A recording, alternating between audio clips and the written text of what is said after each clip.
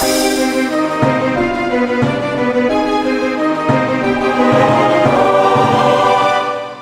everybody, it's vanburman here, welcome back to another video, and today we're going to be taking a look at this, the AMD Vega Frontier Edition.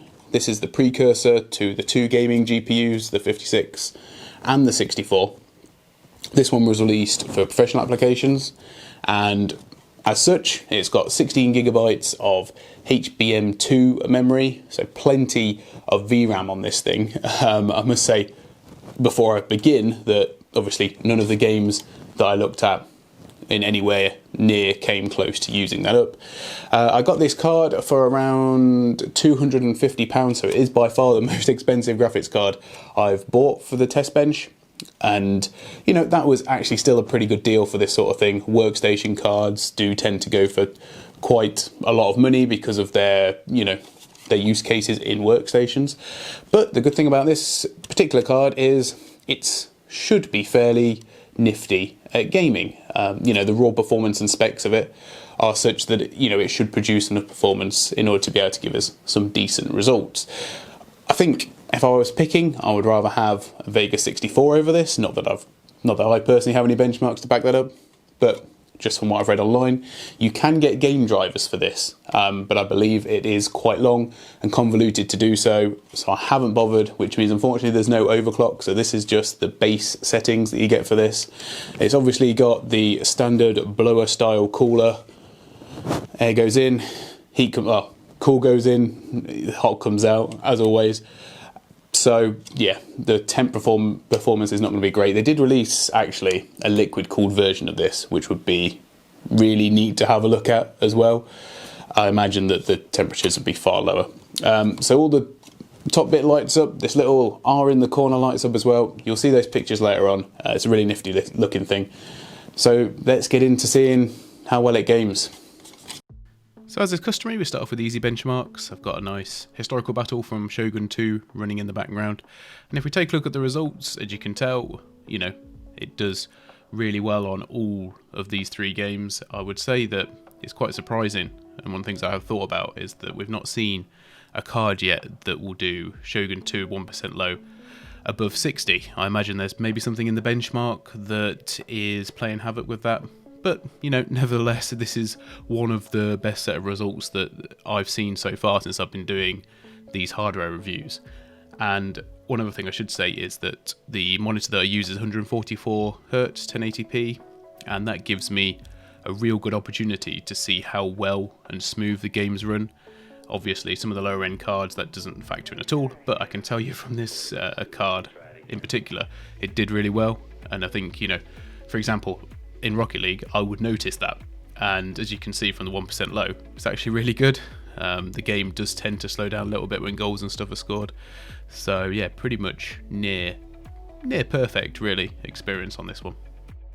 So for the medium benchmarks, I've got just the benchmark from Shadow of War running in the background. Now these are some really impressive scores actually for the medium benchmark. Now I must say for Doom, obviously I've used OpenGL because that's the, you know, that's the basic benchmark for all of them. However, I must say in Vulkan it was running at near enough 200 frames a second, absolutely buttery smooth, beautiful. So yeah, if you were playing it, you would obviously enable Vulkan, but just to keep it consistent with the other ones, that's why that's in there, and it doesn't actually look that good at all if we compare it to even just like the Titan that I ran with before. But it's an architecture thing, it's one of the nuances. It's just one of them. And I must say, this is actually, I think, the best score we've had for Shadow of War, running very high on the benchmark, as you can tell. But that 1% low is near enough 60 FPS. It is a beautifully smooth experience, and this is actually the game throughout all of these benchmarks pretty much that's impressed me the most. So yeah, I can't really fault it for these ones. And now for the hard benchmarks, I've decided to include the Metro 2033 benchmark in case you've somehow never seen it before. And while I mentioned in the medium benchmarks that Shadow of War did particularly well, in this one, Metro 2033 has done also the best that we've ever seen, or that I've ever seen, that I've recorded. And the 1% low is 53. Now, when you take into account on the RX 480, on the Titan, I believe, and on the 1060, they drop down to 15, 16 frames per second. And that's because one part of the benchmark is really intensive. And this card handled it like an absolute breeze. I would say that, it struggles a little bit with Final Fantasy 15 because of the disparity between the 1% low and the average. But, obviously, you can't look at these results and say none of them are playable. They obviously are. And I think that's sort of what I expected when you consider the price of the card. And I think overall, and it's going to sound bad, but I was maybe expecting a little bit more, and obviously we'll go into that coming up. But for example, on user benchmark, this card is a 92.8, and I think the 2060 Super is 100%. So, it's 7.8% off a 2060 Super. I imagine the 2060 Super would do quite a bit better than the results we're seeing here. But we will check the other graphics and find out. So before we take a look at the overall scores, I did try this card out on a couple of other games because I just wanted to see how well it would run, just because I've got some comparisons myself from my main computer. So we did Total War 3 Kingdoms on the battle benchmark at Ultra 1080p, and we got a very respectable 53.5 frames per second on average and 45.9 1% low, which is really tight, which is good to see. Ran very smoothly in battle, in the actual battle that I had, I should say. And I was really actually quite impressed because you may not think it, but Total War 3 Kingdoms is actually quite intensive, especially on the graphics processor. I don't really know particularly why, but it just is. So even in the campaign map as well, it's quite intensive. So I was really impressed with how the card did. And just because I would consider it playable, very playable at this rate. So we're going to have a look at Metro Exodus, and this is obviously probably one of the newest games I think that I've looked at overall. So the built-in benchmark at Ultra did pretty decently, actually 55.6 on average and 28.8 1% low. Now you will have heard lots of stories about the Metro Exodus benchmark being a complete GPU destroyer, and let me say, it is actually pretty intensive. I've tried it out on the 2080 Ti, for example, and I know that it's, especially with some of the extra effects and what have you. Usually I just stick to the presets for these sort of ones, for these sort of videos, and I think Metro Exodus has 2 settings above Ultra, I believe. I'd have to check, but yeah, it's quite interesting really to see that. Ultra's basically like a very high for Metro Exodus. So, but regardless, as you can see on screen, it's a really beautiful game. Uses a lot of dark colours and all that sort of stuff, which does, usually, high details and what have you, but the lighting effects in it are really, really decent, and that's with, some of the more proper fancy stuff turned off. But I was actually really surprised to see how well it did on Metro Exodus. I wasn't expecting it to get anywhere near that on Ultra. I thought, maybe this would be like a high, these scores would be for like a high one rather than an Ultra, but yeah, there you go. So my previous lowest score was on the GTX Titan, so that's the one I've decided to compare against the Frontier Edition, the Vega Frontier Edition. And as you can see in the synthetic benchmark scores, the Vega card does exponentially better than the GTX Titan, in some cases doubling the score. In actual fact, in 2 out of the 3 cases here, doubling the score. Not that you can really use Skydiver as a, necessarily good benchmark for these sort of high-end cards. You're more looking at Firestrike, or even more amply Time Spy, which is far more interesting and pertinent to this discussion.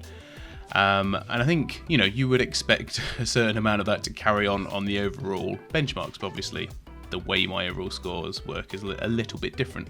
So if we look at the overall scores, we can see that the Vega card gets just over 100 points, which, like I said, anything under 150 is really good. Which obviously the GTX Titan didn't manage, but the Titan is very close to these scores all the way through, barring, as I mentioned at the start, the user benchmark score, which for the Frontier Edition is 92 point something %, which gives it a really big advantage over the GTX Titan. Now, the good thing about the Titan was, while the frame rates weren't as high as the Frontier Edition, The timings were a lot closer between the 1% low and the averages, which is not something necessarily that you would have seen on the Frontier Edition. And I guess that sort of leads me to make, my sort of final comparison, I guess, which, becomes, well, quite easy really. And I think when we talk about that overall comparison, you got to look at the price that I paid for the Frontier Edition. Yes, I paid £250 for, used card, and they're not made new anymore. And, that is lower than the market average price. Usually these are about 300 to 350-ish pounds. And really for the gaming performance you get, it's not good enough for that amount of money. You could get a 2060 or even stretch it a bit more and get a 2060 Super, which would, I believe, give you far better benchmarks. Not that I have those on hand to show you, but what I'm trying to say is that those scores are not particularly that close, considering the synthetic benchmarks are way apart, but the gaming benchmarks are a lot closer when it comes to how smoothly the games run, which also obviously will include frame timings and what have you. But I think the point is that the use case for this card is for professional applications. Even now, 16 gigabytes of HBM2 memory is going to give you a lot of grunt in those, more professional workstation applications. It's not something I've done benchmarks on because it's not something that particularly interests me or that I want to cover in my videos. I am more looking at gaming benchmarks. I will be keeping this card, so I'm more than happy to maybe test out some of them if the demand is there for it. But overall, it's a beautiful card. It looks really nice on the shelf with some of the other graphics cards like the GTX Titan, and it's been actually really fun to do. I can't recommend going out and buying it. If you've got that much money that you want to go out and buy a card, like I said, like that, you're probably looking at a 2060 Super or something equivalent, and it would give you better game performance. Anyway guys, hope you enjoyed the video. I'm thinking about doing the RTX 2080 Ti next. Let me know if you want to see that. Bye for now.